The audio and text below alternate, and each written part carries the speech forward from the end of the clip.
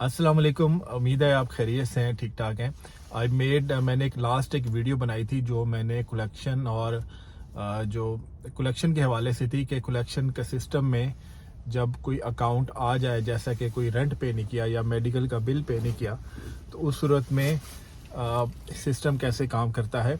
और जब कलेक्शन में आ जाए तो वो जब कॉल करते हैं तो क्या उस सूरत में पैसे पे करने चाहिए, नहीं करने चाहिए, और अगर पे कर देंगे तो फिर क्या होगा, और अगर पैसे नहीं पे करते तो फिर क्या मसला होता है। वीडियो स्टार्ट करने से पहले मैं बता दूं, मेरा नाम मोहम्मद शफकत है। So I make video mostly related to immigrations, और जो यहाँ पे बिजनेस करना है, काम करना है, रहना, उसके हवाले से मैं मोस्टली वीडियो बनाता हूँ।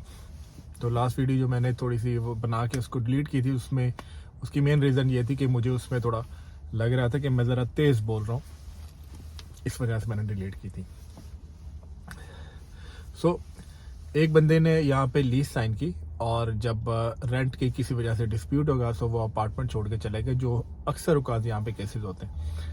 फिर इसी तरह से एक बंदे के पास मेडिकल का बिल आ गया हॉस्पिटल में, तो इंश्योरेंस पे इलाज होता है, उसके बाद इंश्योरेंस नहीं थी, जिसकी वजह से वो उसको बिल आ गया तकरीबन $3500 जो उसने नहीं पे किया, तो वो भी फिर कलेक्शन में चला गया। अब ये जो कलेक्शन का जो सिस्टम काम इस तरह से करता है कि यहाँ पे कलेक्शन की कंपनियां हैं, मुख्तलिफ किस्म की है, जिनमें डाटा IQ इंटरनेशनल है, इसके अलावा और बहुत ज़्यादा कंपनीज हैं।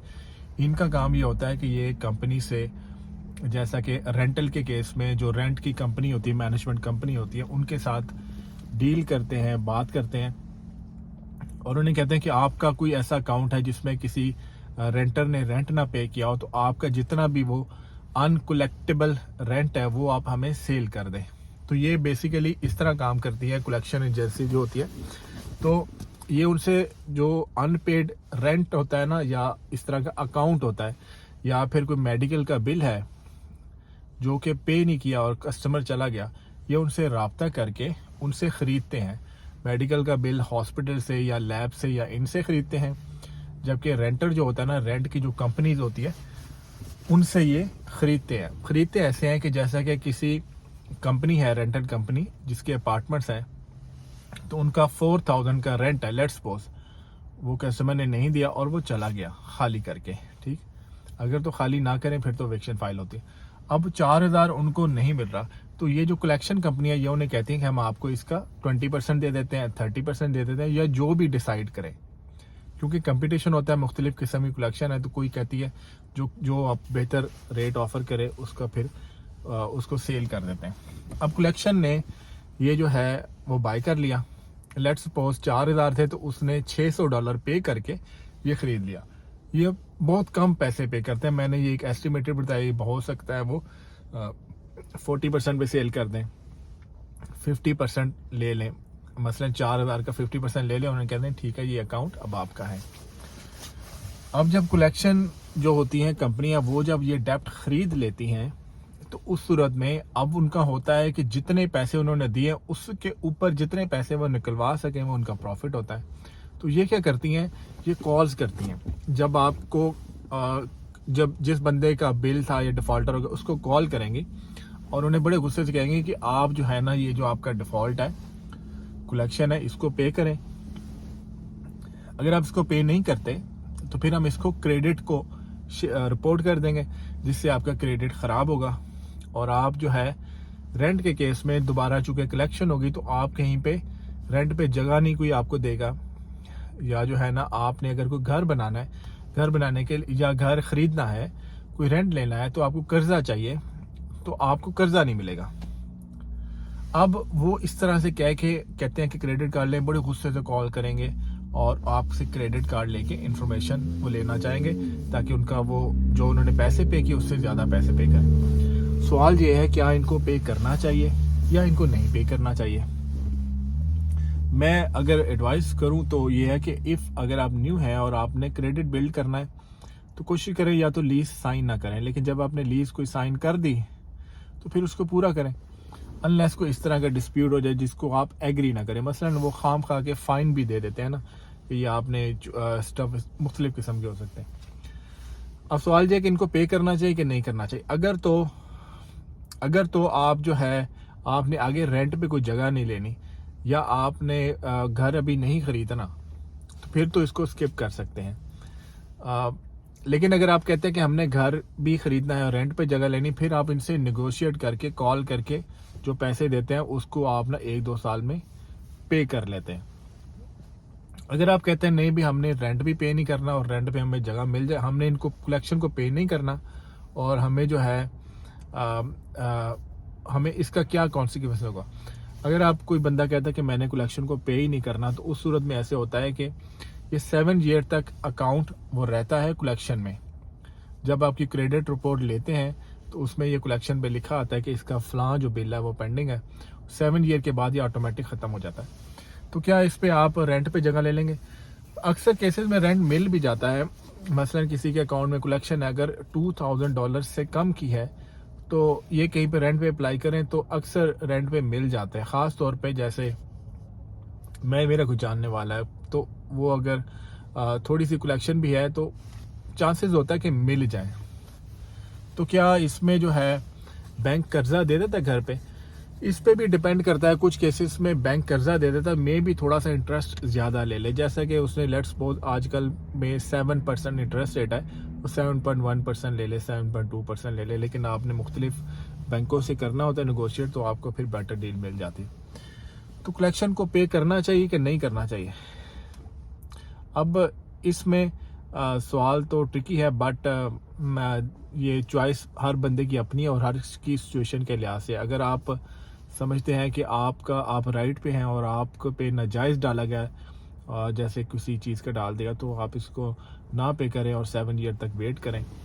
तो क्या ये आपको इंटरेस्ट चार्ज कर सकते हैं? इंटरेस्ट बढ़ाते रहेंगे कलेक्शन वाली कंपनियां? ये आपको लेटर भेजेंगे जिस पे लिखा होगा कि आपका $2000 कलेक्शन पे था, अब उस पर इंटरेस्ट लग रहा है 5% और ये होगा। अब लीगल टर्म में ये जो कलेक्शन कंपनियां हैं ये आप पे इंटरेस्ट चार्ज नहीं कर सकती। इस वजह से नहीं कर सकती क्योंकि आपने इनके साथ कोई कॉन्ट्रैक्ट नहीं साइन किया हुआ। तो ये बड़ी तादाद में अमेरिका में बनी हुई है, तो इस तरह से ये सिस्टम काम करता है।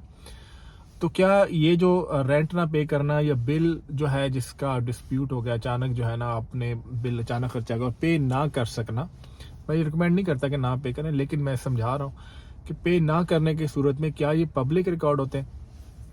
अच्छा, पब्लिक रिकॉर्ड में ना बैंकरप्सी आती है, एविक्शन आ जाती है, और फिर अगर कोई पब्लिक जो स्टेट ने आप पे लगा दी, जैसा कि चाइल्ड बच्चे की टेक केयर के पैसे होते हैं, जब वो डिस्प्यूट होता है कि ये चाइल्ड का जो है वो पैसे है जो बच्चे को देने हैं किसी सूरत में आपने, तो ये जो स्टेट की तरफ से जिसमें अदालत इन्वॉल्व होती है ये पब्लिक रिकॉर्ड होता है। अच्छा, तो ये जो कलेक्शन है रेंट की और मेडिकल की, ये पब्लिक रिकॉर्ड में आती, ये आपकी क्रेडिट रिपोर्ट में शो तो हो रही है, लेकिन ये पब्लिक में नहीं आती, ये लेता है कनेक्शन। अच्छा, सवाल ये है कि क्रेडिट की कंपनियां कैसे काम करती हैं? क्रेडिट जो है यहाँ पे स्कोर होता है। आप कोई बैंक से जो है ना आप कोई चीज़ लेते हैं क्रेडिट पे, फिर आप टाइमली पे करते हैं तो क्रेडिट बिल्ड होता रहता है।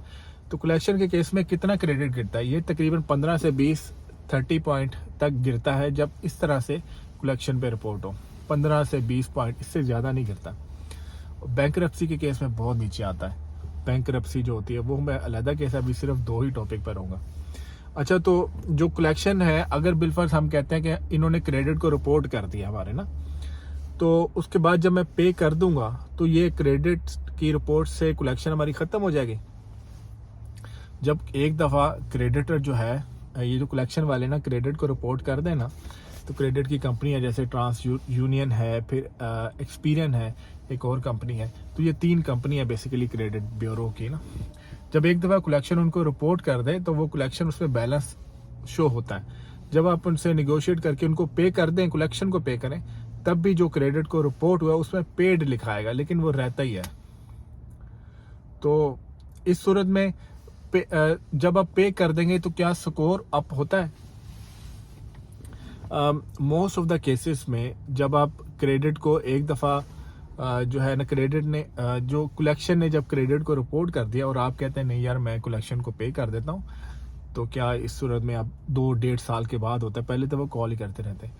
जब हम उनको पे भी कर दें तो बहुत से केसेस में स्कोर वापस नहीं आता, मतलब स्कोर जो गिरा होता है वो उधर ही रहता है।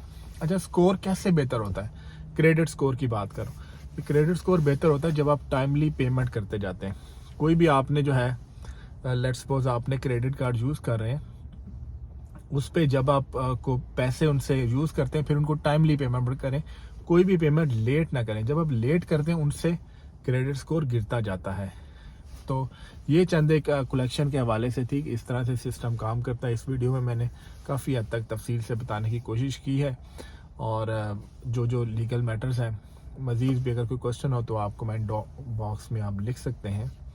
तो अभी मैं मज़ीद भी थोड़ा ट्रेलर एक उसकी प्राइस पता करनी है, तो मैं उस तरफ जाऊंगा और maybe I will make video. और एक घर है जो कि मोबाइल होम्स होते हैं, लॉट उनकी है, जगह उनकी है, ऊपर घर बने हुए हैं जो आपके, तो उसका भी मैं कोशिश करता हूँ जाके मैं वीडियो बनाऊँ। तो जहाँ से भी देख रहे हैं, आपके दिल में जो भी जायज़ ख्वाहिश है वो रब पूरा करे, कोई दुख दर्द कोई तकलीफ है उसको रब दूर करे। अगर कोई वीडियो बनाए में कोई कमी कोताही रह गई हो तो मुझे ज़रूर बता दीजिएगा। थैंक यू, अल्लाह हाफिज़।